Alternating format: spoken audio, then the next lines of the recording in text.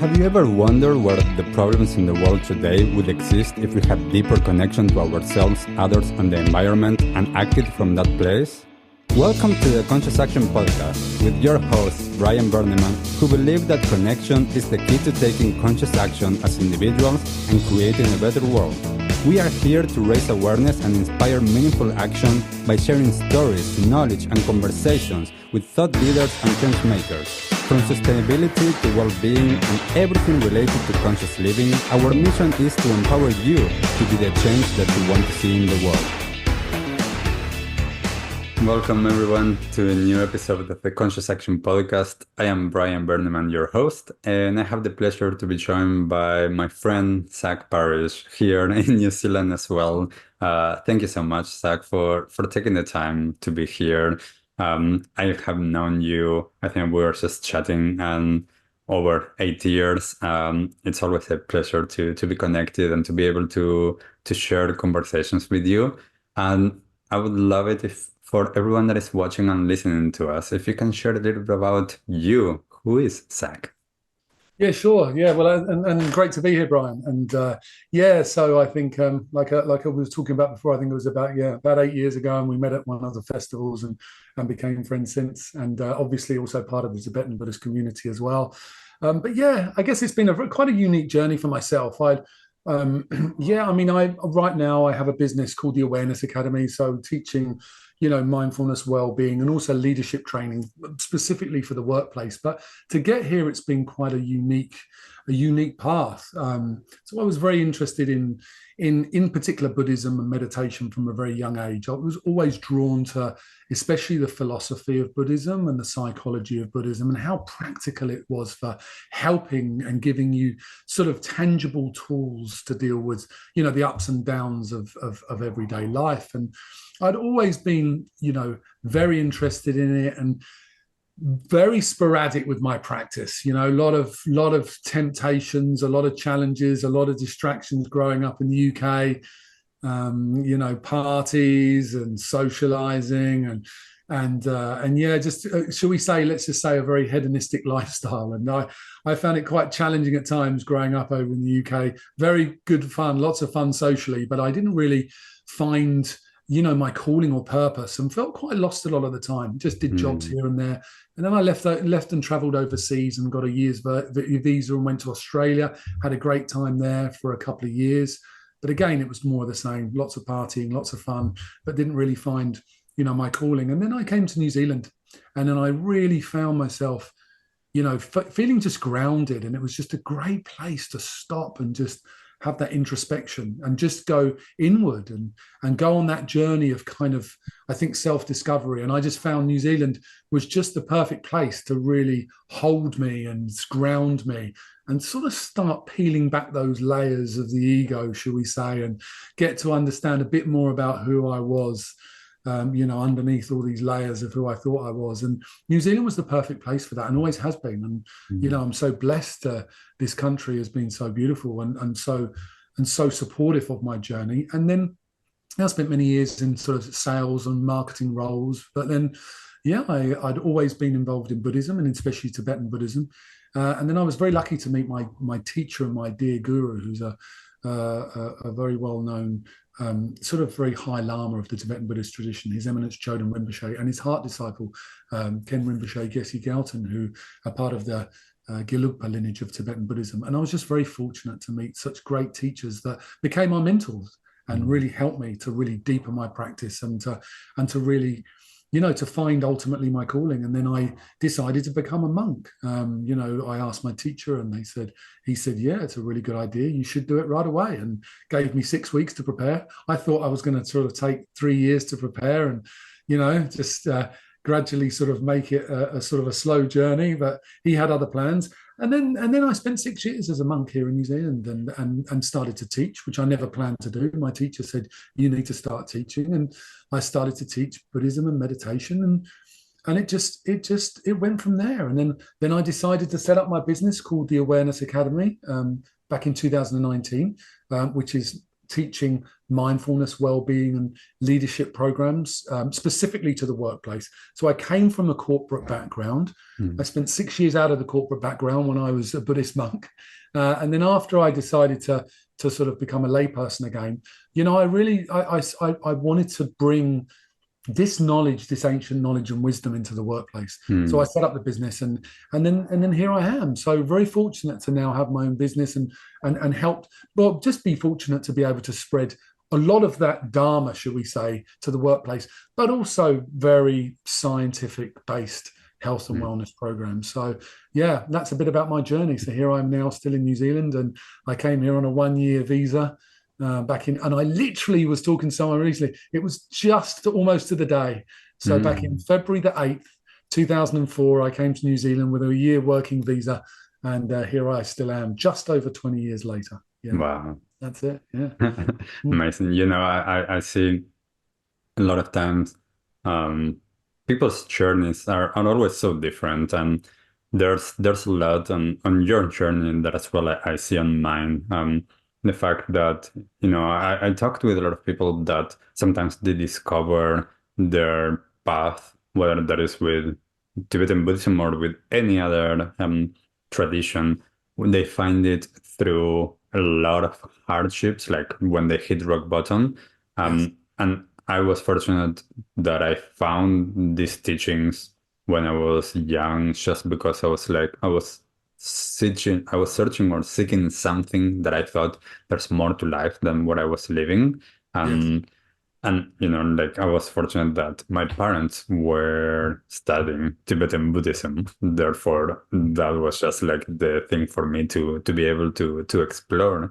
And as you're saying, one of the things for me that was pivotal in my life was when I moved and I lived in the retreat center, and I lived there for a few years, and how after that, and I came back to society, and it was like, this needs to be shared more. Like, I know the power of a lot of these teachings just for well-being in general. Like, it Yes. doesn't need to be a big focus on Buddhism.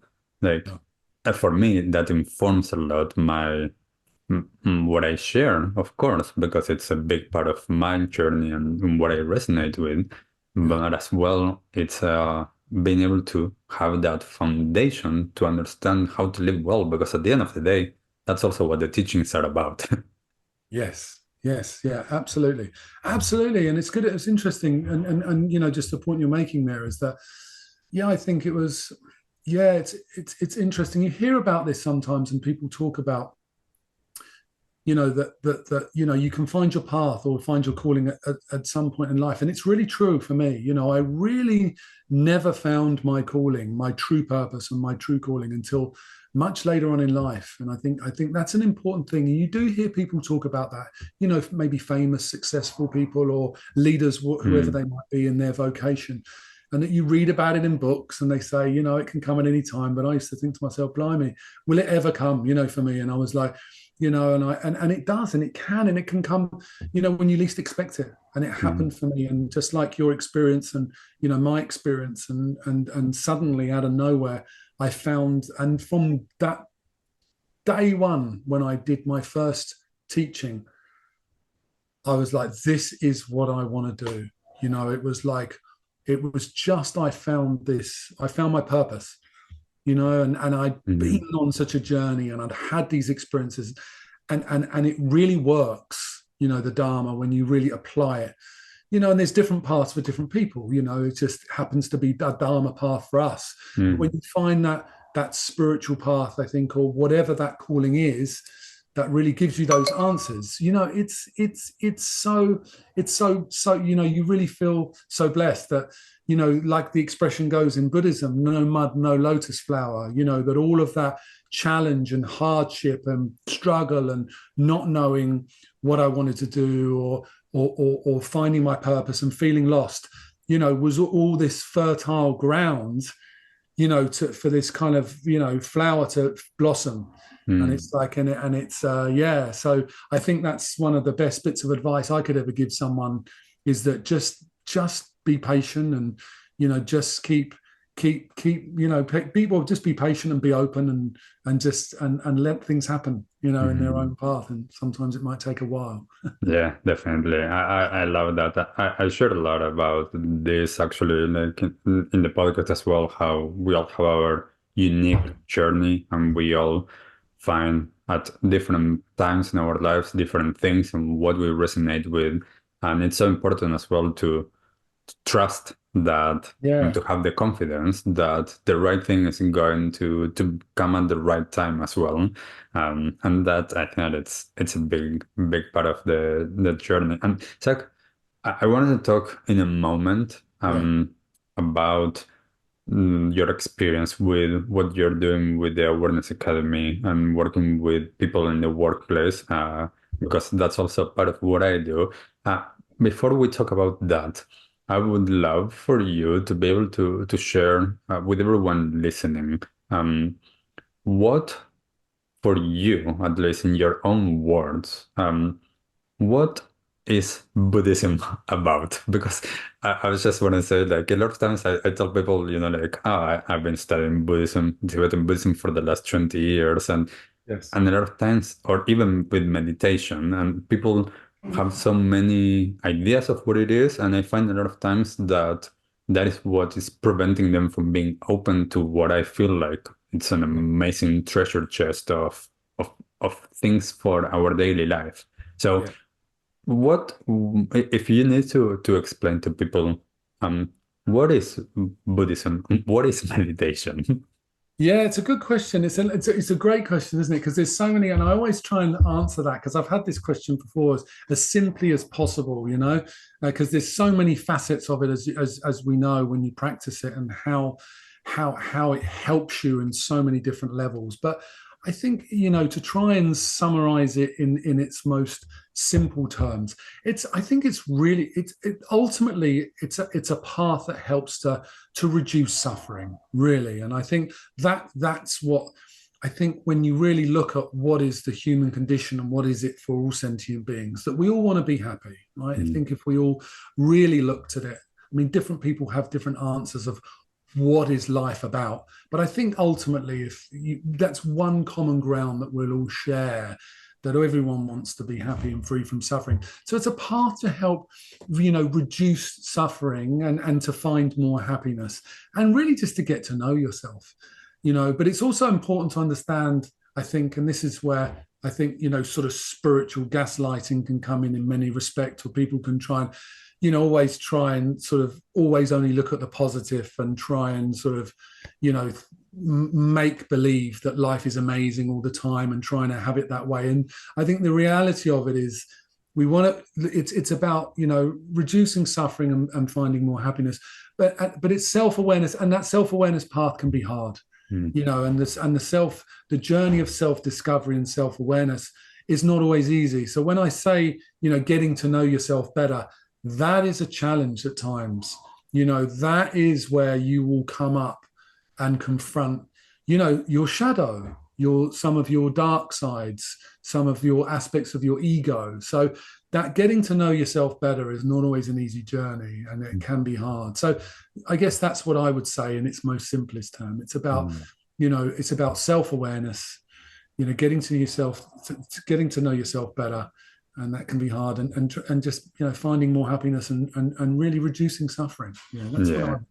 That's what I would say. Yeah. Yeah, it's I asked that because a lot of times I've been asked the same question, and it's like, and a lot of times I actually give different answers based on Mm. who's asking Yeah, it as well. yeah, yeah, Um, because as I said, like, I mean, for me, and I believe that as someone that has practiced and studied these teachings for 20 years now, it's like I know this, I know nothing about it, and I feel like it's so wide and so rich of a tradition, and it's mm, about human nature. Like for me, a lot of yeah, times, like what you're saying, like I often resonated with what my teacher used to say about the potential of a human being and the path of liberation, and what you're saying, understanding that it's a lot around, like, for us as the ones practicing it,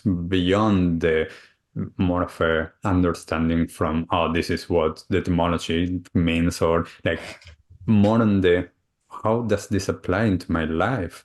It's Yes. about what when you're saying it's about developing greater awareness, understanding presence, understanding what it is that I have brought up until this moment, and how to take responsibility with that awareness, being able to understand how to be with it so that that no longer is holding me in a sense, so that I can go towards what you mean, that happiness, so that this is no longer a type of suffering that doesn't allow me to make a shift of awareness, of understanding that, yes, of course, there is suffering. I mean, this is part of the first noble truth in the Buddhist path. There's also a way out. There's also a way of understanding that as well. Yes, there is suffering, and there is beauty all around me. Yes, there is suffering, and there is love. And understanding for me as well, a lot of times, the Uttara Tantra Shastra, like with Buddha nature teachings, is that we are already like whole, complete, and we just need to realize that and get rid of all of the things that are in the way for us to get to that place. Yes. Yeah, absolutely. That's a wonderful way you described it. And absolutely. And I think it's and going back to or on that point of peeling back those layers, and doing that. It's not always easy, like we say. And I think we are challenged a lot more in this day and age because as we know, we have a lot of comforts. We can make life easy, but it's not always the best path. And I think that's what's a big challenge these days, that resilience. There are many different, this is such a deep conversation, but I think there's many different aspects, to why, people are struggling in particular in this day and age, especially with the mind. And as we know, mental health and wellness is a real challenge, and there's a real topic that needs to be addressed right now. But it's also, and it's such a big conversation, this, but it's very important that with that self-awareness is key, first and foremost.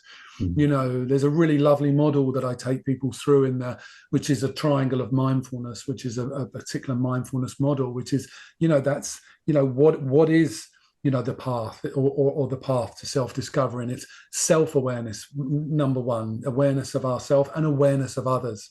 And then there's that acceptance, life is tough. That's resilience 101. You get out of bed in the morning and you think, oh, feeling in a great mood, I'm really in the zone, everything's going well. And then suddenly something happens and throws us, gets us off guard. And it's like, well, that's life. Life is tough. We don't know what's going to happen every day. Suddenly a pandemic comes from around the corner. No one was expecting that. And it's like, and the level that we're able to deal with that or to accept it is going to determine how we get through it. Two people can be experiencing exactly the same situation in life. One of them's accepting it and it's like, okay, it's tough. Let's deal with it. Another person is really resisting it and is frustrated and is overwhelmed, and it's exactly the same situation, two different perspectives. It's the mind, right? It's the mind, how we're perceiving it or how we're dealing with it. So there's that acceptance piece. And then attention. And this is one of the biggest areas that I'm really interested at the moment, especially in the training that I do, is attention, as in, paying attention to what matters and not paying attention to things that don't matter, right? As well. It's like we can really get caught up in a lot of small stuff when we look at things on a bigger perspective, so many of the things that we grumble about, I love that expression, can be first world problems, there are often, we sit there and complaining and it's like, well, do we really, is it really that bad? And don't get me wrong, there are obviously, situations that are genuinely challenging that we need to address. But there's that attention to that in that regard, but also distractions, and this is that attention piece is that, we're being bombarded with so many distractions these days. And, as we know, all of these social media platforms, all of this technology platforms, their money is built around attention, right? Getting our attention. And it's like, we know that that's what their business model is. If they've got us hooked, if they've got our attention, that's where they make their money. And that's taking us away from the important things in life, which is social connections, having conversations with people, getting out to nature. We're tethered to our, to technology these days. And if we're not mindful about that and we untether ourselves from that, or just be mindful about it, it's a problem, and and not only that is, the whole narrative is you don't have enough and you're not good enough. And it's like, so we're not, everything is fed into that machine. And it's like, you need more to be happy, or you're not good enough, and it's happening very subtly. There's coercion there consciously, and then it's a byproduct of the system, right? So that attention piece is really key. If we don't unplug at times and, go to these wonderful festivals that we obviously enjoy ourselves, these conscious festivals, we take a step out and have more social connections. If we're feeling a bit tired and it's easy to put on, the next series of Netflix, or, scroll through your phone, get out, get in touch with people, be more social. And that's a big part of it. And then, of course, the other part of attention is, the focus of attention of meditation, right? So, mindfulness and meditation and breath meditation, whatever it might be, is then the antidote, as we know, to the monkey mind. So the less we're distracted, the more opportunity we have to be a calm mind, because we don't have the monkey mind. So that's the three sort of A's that I found as the best model, really, I thought, which is summarizing the Buddhism in that sense. I love that. And it's not just unique to Buddhism, right, either. This is what I love about Buddhism, is the fact that this is human, right? I take people through this in my courses, and they're not, not Buddhist, right? You don't have to be Buddhist to understand that, right? This is what it is to be human, right? It's just a good model. It's just a good, accessible model, right? Buddhism just has a very good model, I think. A good practical model as well. That's the thing. There's, I often, when I teach at university, I usually tell my students, like, part of my background with this, and then I tell them, like, one doesn't need to be Buddhist or even like learn about Buddhism to understand this about the human experience. These are all universal teachings. Like, this is my understanding. Like, Buddha didn't found Buddhism. He just talked about the human experience, and then, of course, it was like put in a way that it supports its transmission, so that after over 2,500 years, we can learn about it.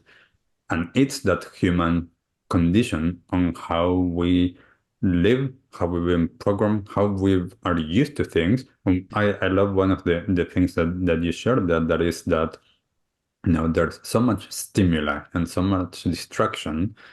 And that paired with the fact that most people haven't been taught, and I know that I was one of in that camp, how to be with our own inner experience. Therefore, we're all of the time escaping, seeking that distraction, because we don't know how to be with our own inner mechanisms, both of feelings, emotions, thoughts, breath, energy. We don't know how to be with it if we haven't been taught how to do that.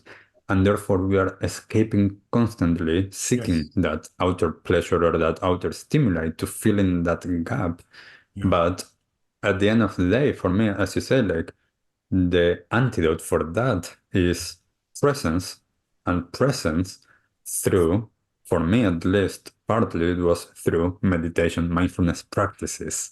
And this is a lot of times why, like, I love that we are able to share this more widely nowadays, like working with businesses, teaching at university, like, we can talk about these things, because, like, not everyone is open to everything, but more and more people are more open to, like, health and well-being, to mindfulness, to practices that can have a positive benefit for people's mental health and for people's well-being enough, at least, so that they can function better in this world. Yes, absolutely. I totally agree. And that's exactly right. And it's these things that, I was with a client recently, and we are never taught this. This is some of the most, well, this is arguably the most beneficial type of education that we can give each other. And when I say this, I'm not talking about Buddhism, but these models that we're talking about, the 3 A's and the triangle of mindfulness, they're incorporated into psychology now and therapy. And as we know, when you look at psychology, counseling, various different therapeutic techniques and mindfulness, they all overlap in their commonality in terms of it's all about understanding the mind and emotions and getting to be aware of the mind and emotions. And like you say, or like you said, about being with that discomfort, because the only way you get a breakthrough from that discomfort is being able to sit there and go beneath it and uproot it, and let it go. And what we tend to do is we tend to reach for the first thing that's available to avoid being with that discomfort. And that's what's preventing us from going deeper.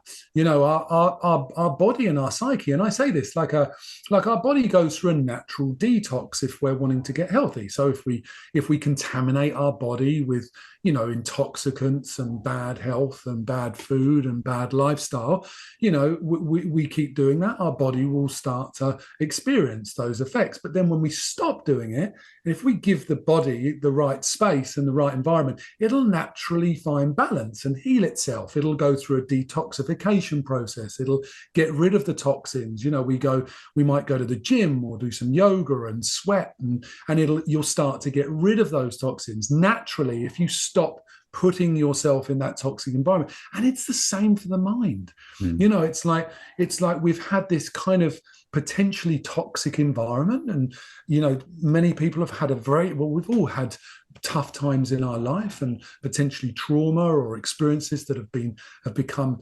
embedded in our subconscious, and we've had to try and deal with it and manage it. And then when we're going through this journey of meditation and mindfulness and giving ourselves some space, this stuff starts to come up, and it's almost like it's like a detox for the mind is the way I describe it. It's like we're getting rid of this embedded stress or trauma or whatever it might be in our subconscious, and it's like understanding that is the journey of acceptance. There's that A again, is that seeing it as a healing process. It's like when we give ourselves, I love that expression, it's in the space that the healing takes place. You give yourself that space and you go on a retreat, or you start to create a good environment and conditions for health and wellness, and you'll start to uproot these things and see these patterns. It's like with a relationship, right? When you're in the eye of the storm in a very challenging or destructive relationship, we can't see the wood for the trees, right? Where you're both having these challenges and you're struggling and fighting and arguing. And I know this very well. I've been through that. And it's not until you remove yourself from that situation and you give yourself that space. And then that's when, after a relationship breakup, it's painful, it's hard, we've got all that attachment, but then the wisdom starts to come through when you give yourself space again. So yeah, it's about understanding that and trusting and surrendering and honoring that, like you were saying, trusting that process and realizing that it just might take time. And that's it. But yeah, that's kind of what I've observed and experienced for sure. Zac, there's some of these things that you're sharing that, as you're saying, like this is part of our life. Like, of course, we all have different circumstances, and we all have the different perspectives based on our own specific configuration that we have. And I love what you're saying there about, like the space takes, like the healing takes place in that space. The way that a lot of times I talk about healing when I work with people is healing is just a return to your wholeness. Like there's not like, again, that peeling the layers, it's that like we are already whole. What we're doing is we're just returning to that. We're remembering that we have that. And yes, we need to actively do something. We need to take responsibility and we need to actually create a space. I know that for me, it was paramount in my life, those years that I went to live in the mountain. Like for me, that was huge because up until that moment, yes, I was practicing every week or sometimes every day, sometimes not so much every day. But I was working and had other stuff. Like I couldn't, in a sense, get to a place of completely settling so that I could have that developed and experienced life in my body, in my mind, and to realize like, oh, when I sit and I stay in stillness, these are the feelings that come up. These are the stories that I start to think. These are and then with that starts the realization. And as you say, that attention, that acceptance, and processing of that so that I can actually move beyond that. And that doesn't need to color my experience anymore. And then I am free to experience life slightly different.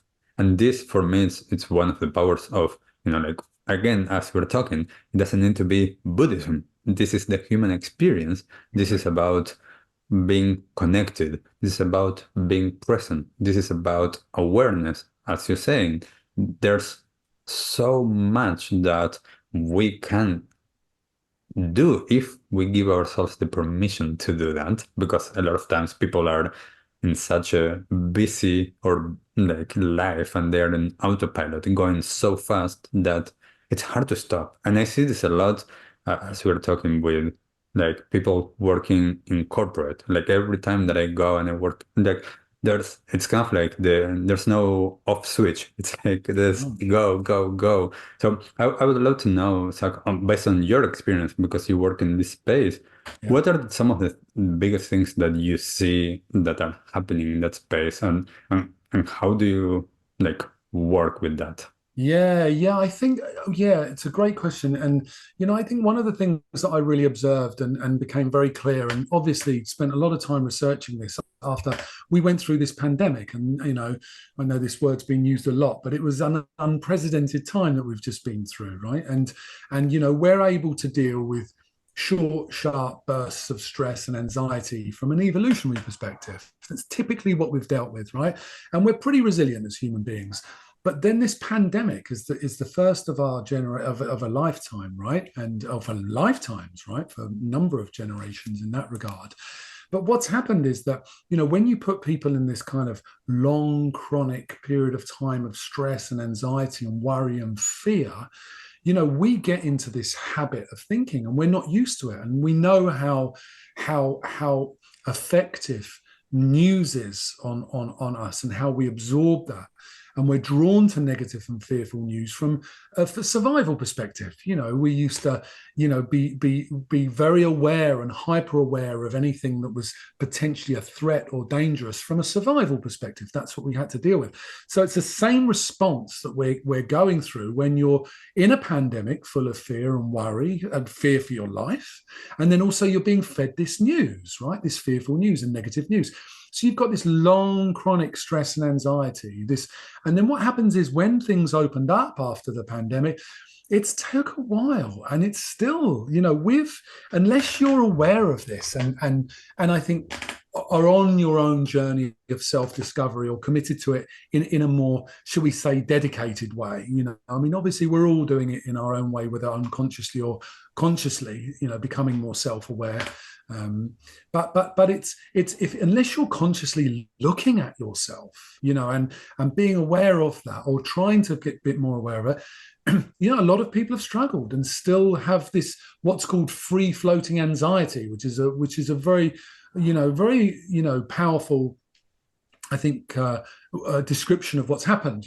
People get worried, and people have found themselves triggered in a way where they wouldn't have usually got triggered like this before. So it's just like, the stress responses are like a little bit more sensitive. Things that they would have been okay with before, they're struggling with a little bit before, So I think we're coming out of this tail of this pandemic still. We're still getting back into a routine. And resilience is the big thing that I'm working on, and it's become, and of course, what's happened, that's very important, not just to mention that, but there's also the economic impact that's happened. Obviously, we've had inflation and things have got, especially here in New Zealand. I mean, I'm talking about New Zealand specifically because this is the area that I'm mainly working in. But yeah, it's been challenging. We've come out of this experience of a pandemic, and then we've got all of the economic challenges that have come with it, financially and in many different areas. So working with people to sort of just to, I think, accept that and to give people permission to sort of be okay with that. It's okay if you're struggling a little bit at the moment, if you're unusually triggered at times, and it's okay. And if you're feeling unmotivated, motivation's been a big thing, ambition and drive. People are still, struggling in that regard. So I've been working with teams a lot with that. So again, it's very much psychologically based, understanding the mind and emotions, triggers, what is a trigger? And then when we get that trigger, when we feel stressed or overwhelmed or anxious, just accepting it. Okay, there's that response, not feeding that narrative, not feeding that story of whatever it might be, the worry, the concern, those negative self-talk stories that we have, the worries, the fears, the anxieties, and giving people tools to deal with that. So what I've been teaching and sharing with my clients are all of these evidence breathwork practices. The 4-7-8 breathing's really powerful. The box breathing, these are now very popular with Navy SEALs and athletes. And I was talking to one of my clients recently, the rugby teams are now using them. These are all performance techniques and really good tools that we can use to help deal with these challenges that we get, the stress, the anxiety, the triggers. So I've been giving people lots of very good grounded scientific breathing and breathwork tools to help when they're feeling triggered, and also just understanding those stress and trigger responses that we get. And like I said, we're not taught this anywhere unless we decide to go on a journey of personal growth or personal development, unless we study psychology or counseling or Buddhist psychology as an example, and other forms of psychology. We don't know this stuff. Our parents are very unlikely to know it unless they've come from that background. The only time we come across it is if we go and see a psychotherapist, or just find we're spinning out of control and come across a Buddhist center or a whatever spiritual center and find a connection with meditation or mindfulness or a particular teaching, whatever it might be. So we don't know this stuff. So many people, we're not taught it at school. And like I said before, arguably, this is the most important things that we need to learn at school. How to deal with life, how to deal with emotions, how to deal with relationships with others, how to deal with rejection, how to deal with whatever it might be. We don't know this. I'm working, as you say, with those beliefs, because as you mentioned earlier, that belief that I'm not enough. Therefore, in relationship, anything that is either making that seemingly real, I don't know how to be with it, or I often say, like, and I have heard this long time ago, and like, I don't know who said it, if it was the Dalai Lama or who, like, the world would be like, will find peace if every children at in one generation, if every children at school, like, they learn meditation. And I can see from my own experience through that, reconnecting with myself, through taking that path of awareness, I have been able to find both love and compassion for myself and for others. And this, I love what you're sharing, with working with people, especially in business, because what I have found a lot of times is that people, we're all in a sense different, but and at the same time similar. And we just need to figure out, and I know that this is for me, it took me years of learning and understanding what is the pathway that is going to resonate with someone. So I cannot mention, the same things if I'm talking to you or someone that has a background that understands Buddhism, than with someone that is working in an office that they don't know anything about Buddhism, and they will be more interested in the attention, concentration, productivity, like feeling a little bit less stressed, like finding more balance in their life, both from their life and outside of work and from work. Like, where can I make those connections for people so that they realize the importance of this, so that they can get to that same place of rediscovering themselves so then they can be more kind and compassionate towards themselves and therefore towards others.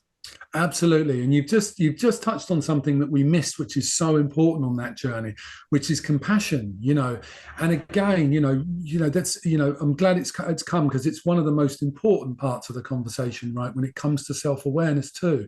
There's our own self-awareness. We want to become aware of how our mind is operating, the mechanics of the mind, those triggers and those negative stories that we feed ourselves based on conditioning and based on, false perceptions often that we've been, taught or culturally have become habitual, ingrained in terms of our psyche. But then there's also that acceptance and compassion for ourselves, where I think we're really hard on ourselves, and society shapes us in a way that's all about being, and like going back to that point that we talked about before, is you're not good enough, you don't have enough. There's this kind of drive for more and to be better and to be perfect, and we're just, as the human condition is imperfection. All of us are, in terms of like our ego. We have the potential, as we know, for we have that capacity for, enlightenment, or whatever you call it, full self-discovery, however you label it. But it's really important to understand that we've all got challenges and that we've all got imperfections. It's part of being human, and we all make mistakes. And life is about that. You only learn and grow by making mistakes, by failure. And there's that acceptance again, like it's okay to fail. We're learning, we're growing, we're all ignorant in some way, shape, or form. Some of us are smart in some areas and hopeless in others. And some people are smart in that area and hopeless in that. And, to understand and accept that and to support one another on that journey. And that's the compassion piece again that you're talking about, is where do we come together and just support each other and to judge each other less. We got no idea what's going on in their lives or what's happened previously. We're only seeing the tip of the iceberg with anyone, right? We're seeing the tip of the iceberg. Their persona, their characteristics are the tip of the iceberg of a whole depth of history and experiences that we've got no idea, and that's where that compassion piece comes in. So that is always in the courses, the training that's delivered, is having that lens, looking through that lens of compassion, because it's so important, that we all lift each other up. That expression, the rising tide lifts all ships. Where do we create that swell of lift everyone up, and realizing that we're all together. If anyone fails in a group, in a environment, we're all part of that. We're all connected with that. And it's like, how do we help each other and to judge each other less, and not give each other a hard time, and it's really important, that compassion piece. And I was talking about it recently again with one of my clients, and we're having a conversation about this. And it was so important to really, remember that, so much of the time people get defined by what they've done in their lives and labeled by something that they've done in their lives. And yet the past is gone. We can't change it, but we can learn from the past, as we know, and use it to grow and to transform. And, examples like, who are the best people to help an alcoholic recover from alcoholism? An ex-alcoholic is going to be one of the best people to do it. Who are the people to help people that have suffered from trauma or abuse or something else that's been horrendous in their lives? Someone who's gone through that the same. And this is where, like those 12-step programs work so well, because people have a sense of purpose. They have a responsibility to support someone through that program.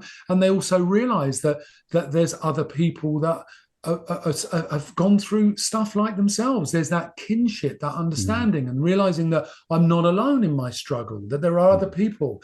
And that's really important. So I think going to that compassion piece is that, again, we're so often conditioned in society, the guilt and shame that we feel from stuff that we've done in the past. it's gone. Regret, move on, and we can grow from that. We learn from that. It's only from mistakes that we learn. So just to move on, and that's so important. So that compassion piece is so important. That our past doesn't define who we are at all. It's a moment in time that's gone, and we learn from it and we grow, and to not give ourselves a hard time. So that compassion piece is key. Really Yeah, key. Zach, with what you're saying, like one of the main things that through my own journey that I learned was the importance of understanding how I label my experience, how I label myself, how I label others in terms of this judgment, and how that is can be so profound into having some rigidity. And if I understand that, as you're saying, like the past, like I cannot change it. I can redefine how I am now with that. Like Yeah. if I did something in the past that now with my now time awareness, I can see that, oh, that thing that I did, like I shouldn't have done it. Well, in that moment I didn't know different. Therefore, I'm not going to judge myself, again, that compassion part, and Yes. I'm going to redefine how I see myself, not as a bad person or someone that cannot do this or someone that is lacking this. It's like, no, like stepping away from the labels. And for me, that was also really supportive into understanding how to feel the feelings in my experience to heal, because I wasn't attaching a label to what that was.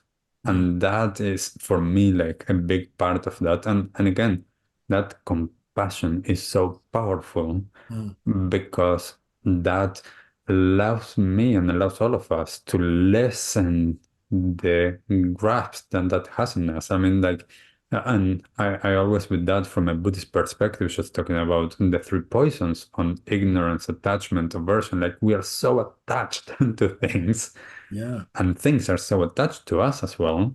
Yeah. And being able to relax that is so important. Absolutely, absolutely, and you've touched it beautifully. There is that there's that in the mindfulness models, the psychology models, the counseling models. It's all the same, right? In the sense of how it's dealt with is we have this trigger, this negative self-talk. Because and I know this well because I really struggled from it. I had massive problems with anger growing up. It caused so much problems for myself and my relationships. I really hurt my ex-partners. I also was hurt my parents and growing up. And I know anger very well. And it was how destructive an emotion it was. But it's like understanding that trigger when it happens, and seeing it. And then once you understand that and you move through that and catch that and don't do any harm, first and foremost, is do no harm is the most important thing that we can do. But then it's like being okay that I made a mistakes. And then I went through those periods of guilt and shame, and I felt really bad. And I had to catch those negative self-talk, that it's like I need to move on from that. I don't want to feed that narrative, and catching that time when we get that talk, that negative self-talk coming in and catching it and accepting it and realizing that no, let it go. And as we know in Tibetan, there's no such word there isn't a word for guilt in the Tibetan dictionary, and it's like regret, fine, great, be aware of it first and foremost. If we don't have awareness around it and regret it, we're going to keep doing the same things again and again. So regret it, but move on, learn from it, and make a concerted effort to remedy it, to regret, to remedy, to resolve, to not do it again, and to move forward in that sense, And so yeah, it's that negative self-talk which is it can be a real challenge, and Yeah. keep us bound in that cycle, And again, it's very much a structure of conditioning of society, right? And or certain cultures, maybe certain religious aspects, that can give ourselves a hard time. But yeah, is to be okay with it and now move forward. The past is gone. We can learn from it and grow from it. Yeah. Yeah, definitely. And one of the things that you touched on earlier that I think that it's so important as well is as we do that with ourselves, we understand what you were saying about, like the tip of the iceberg of understanding we don't know nothing about other people. I mean, hell, like they don't know mostly about themselves, just like we don't know mostly about ourselves. And being able to understand the importance of like getting away from this model of competition, of comparison, and to understand, like we are all here together. We can all rise up together. This is why, for me, like in part of the Buddhist path, in the path of the Bodhisattva, was so something that resonated so much with me, because it's like this is for all of us. This is not just me. Like I'm just doing my own thing and I don't care about anybody else. I like there's a sense of community, a sense of understanding, self of co-creation Yes. that enables us to lift each other up through our own experience. So Mm. it's this interesting balance of I do this work by myself, with myself, and I do this work with others Yes. and for others. And that is the way that then we can get to the place that hopefully we can get as full society. Yeah, absolutely. I totally agree. And I say this in the same way, is in the sense of, half of the journey is our own self-discovery. So being committed to take responsibility and accountability, So going back to what I mentioned before with anger, I took years to get over it because I was always, well, someone else was always responsible for my anger, right? Now, how am I going to grow? How am I going to transform if it's never my fault? How convenient, right? So we get to hang on to that narrative. My anger's not my problem. They're causing my problem, right? So there's that responsibility. So that's the first part, that awareness that, no one's creating my anger. No one's causing my anger. It's my own inability to deal with that emotion that is the problem, right?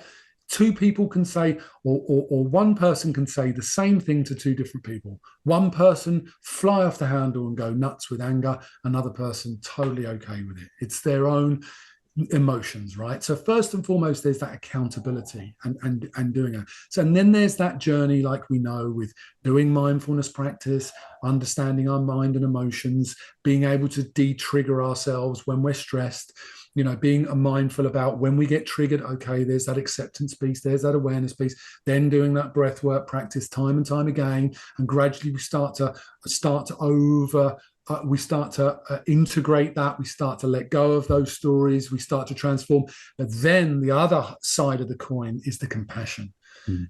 Is that compassion for ourselves, compassion for others, but also being of service. And this is from my own experience. It was really interesting because I was asked in another interview, what was the most significant time on your path?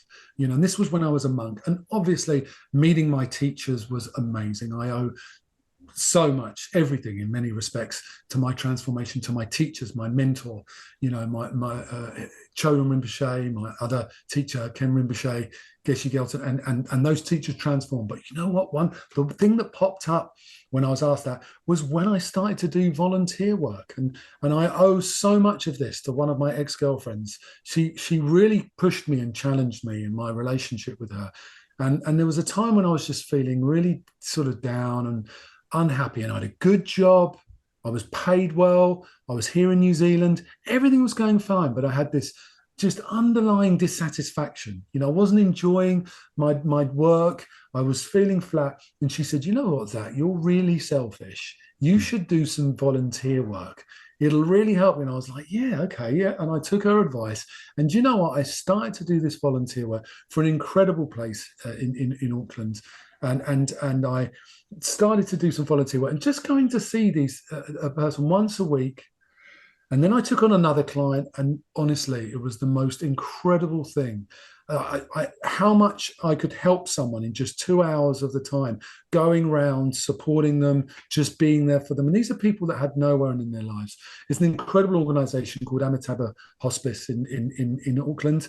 They do these volunteer programs where you just go and spend time with people. You don't have to administer medication or anything. It's not, and you just got to support them in whatever way they want. But just being a companion. And I was like, wow. Mm. And I just came back sometimes from there, like thinking, oh my God, like the things that I complain about, I've got nothing to complain about, And Mm. this was a real big time on my path. It opened my heart to compassion.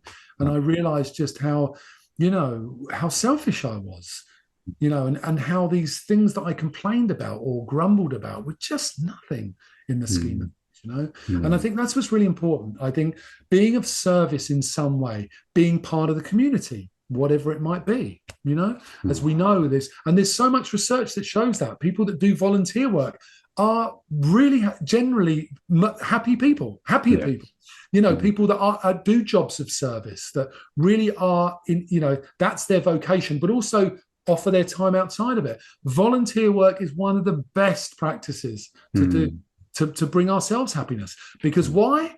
We give our own neuroses a break.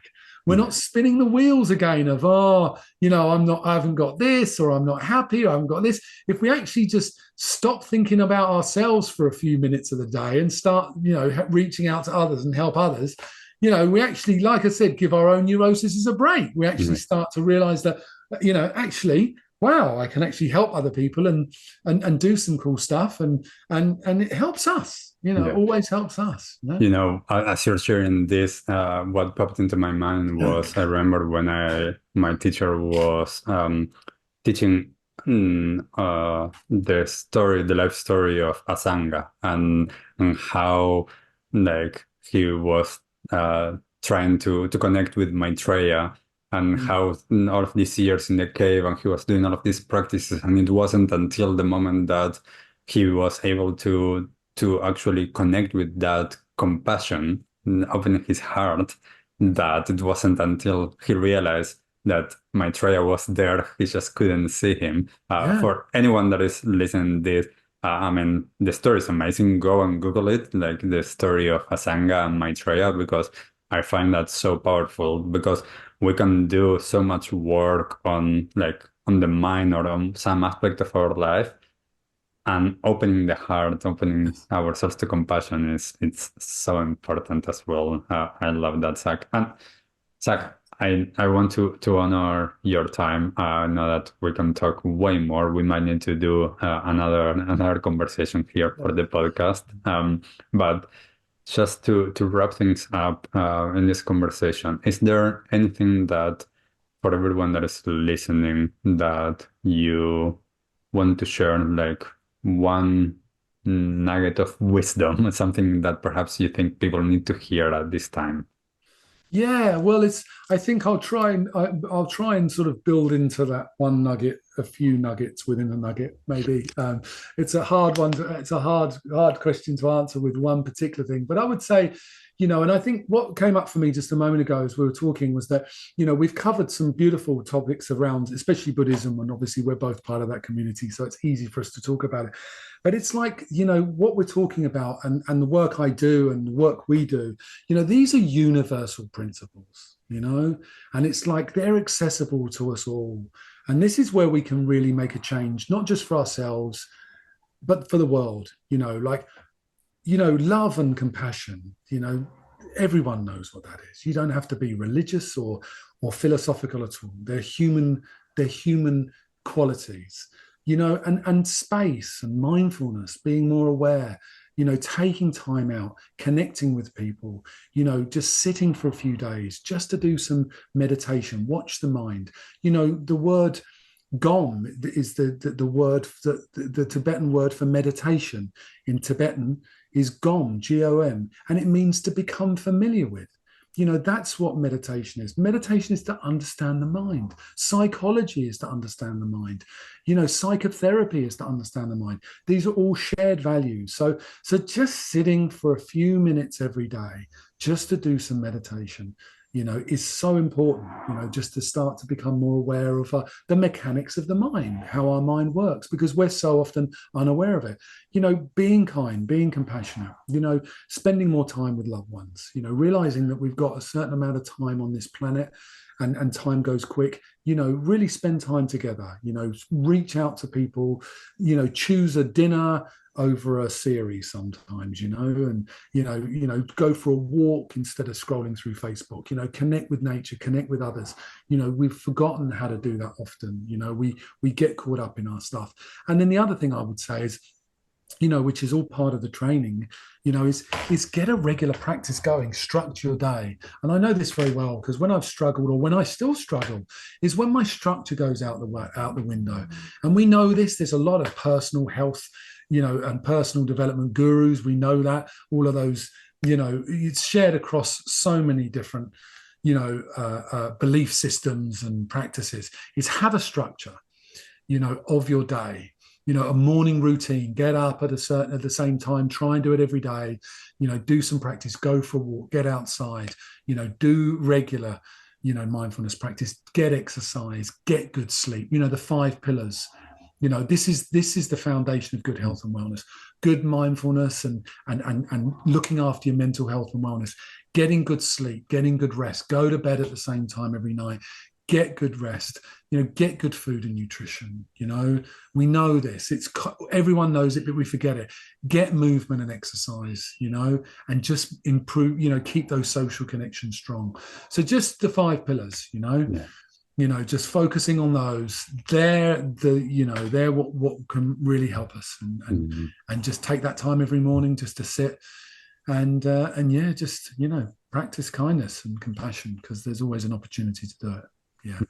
Beautiful. For everyone listening, as always, go back and actually pay attention to the things that we've been talking about, because these aren't just things to words. They are things to actually incorporate, to practice, to familiarize ourselves with, to develop greater awareness. And so, yeah, thank you, Zac, for sharing this. Before we go, if people are resonating with you and what you're doing, where can they find you? Yeah, so my business is called the Awareness Academy. So awarenessacademy.co.nz. I only do corporate wellbeing programs. So I touched on just then the 5 pillars, but I do courses on mindfulness and mental health and wellness, resilience, various different breathing practices, and I do leadership training too. And the great news is for businesses that are up to 50 employees, one of my courses, which is health and wellness for in the management capability fund, there can be potentially some funding available too if they fall into that category. So I'm very fortunate to have the government supporting, some of and those government initiatives supporting it. So yeah, the Awareness Academy is my organization, and if anyone wants to just reach out and has any questions, that's where to find me. But if anyone in particular, is listening, is in, has a job in the workplace and works with a team of people that feel that they could help, or they would like to reduce stress, and build more resilience in the workplace, I'd love to talk to them. So that's a bit about my business. Beautiful. Thank you, Zac, so much for taking the time. As always, a pleasure to connect. As I said, we might need to have another conversation. I'm sure that I will see you around on some of the festivals and other events here. For everyone listening, as always, I would love to know, leave in the comments whenever you're finding this episode, what resonated with you, what did you learn, what are you already practicing, does your workplace actually do something in terms of well-being, mindfulness? I'd love to know that. So just leave us a comment anywhere that you're finding this. So once again, Zac, thank you so much for being here. And thank you, everyone, as well, for being there. Until thank you, Brian. Next time. It's been a lot of fun. I've loved it. It's been so much fun to chat with you. And I'd love to do it again. And thanks very much. I really appreciate it. Thank you. Awesome. Thank you, Zac. Cheers. Bye, everyone. Bye. What did you like the most about this episode? Take a moment to think about what change you can make in your life today. Share your conscious action on social media using #ConsciousAction and tagging @ConsciousActionNZ so we can celebrate your impact on the world and create a ripple effect. One easy action we would love for you to take right now is to share, like, and subscribe to this podcast. This will help us get these messages out into the world and inspire more people to take conscious action in their own lives, contributing to the better world we hope for.